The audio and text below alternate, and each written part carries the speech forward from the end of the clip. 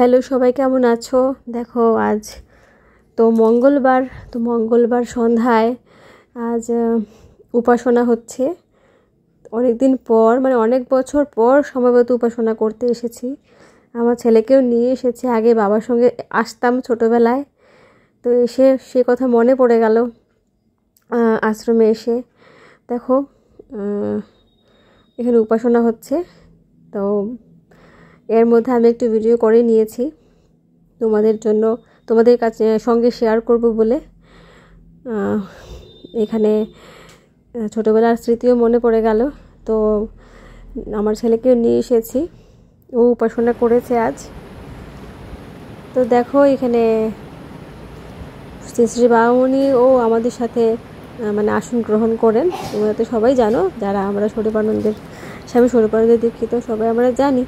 তো এখানে শ্রী শ্রী বাবামণি অঞ্জলি আগে দেওয়া হচ্ছে, তারপর আমাদের ভক্তদের অঞ্জলি এরপর দেওয়া হবে। খুবই ভালো লাগলো আজ, ভালো দিন, অম্বুবাচীর সন্ধ্যায় উপাসনা করতে পেরে। ঠাকুরই হয়তো নিয়ে গেছেন আজ। তো দেখো এখানে খুব সুন্দর করে সাজানো হয়েছে।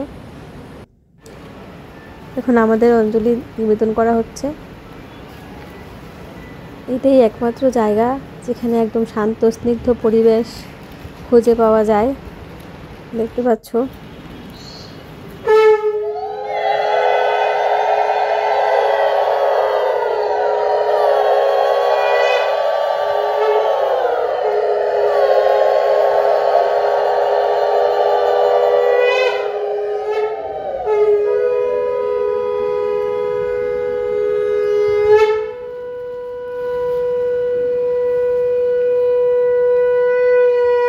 করে তপস্যা করে।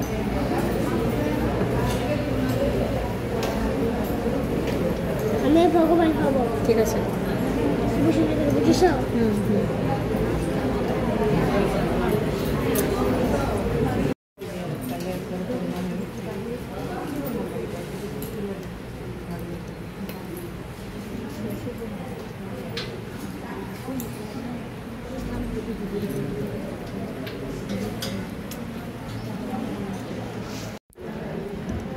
জয় বাবামণির জয়। দেখো শ্রী শ্রী বাবামণির এখানে আসন। তো এই যে ফুলগুলি দেখতে পাচ্ছ আশ্রমেরই ফুল, এখানেই ফোটে। এই দিয়ে আসন সাজানো হয়। 16 নম্বর আর 7 নম্বর। আর এইখানে প্রসাদের লাইন, সবাই কি সুন্দর সুশৃঙ্খলভাবে দেখতে পাচ্ছ। সবাই মহিলারা এক সাইডে, পুরুষেরা এক সাইডে দাঁড়িয়ে গেছেন সবাই।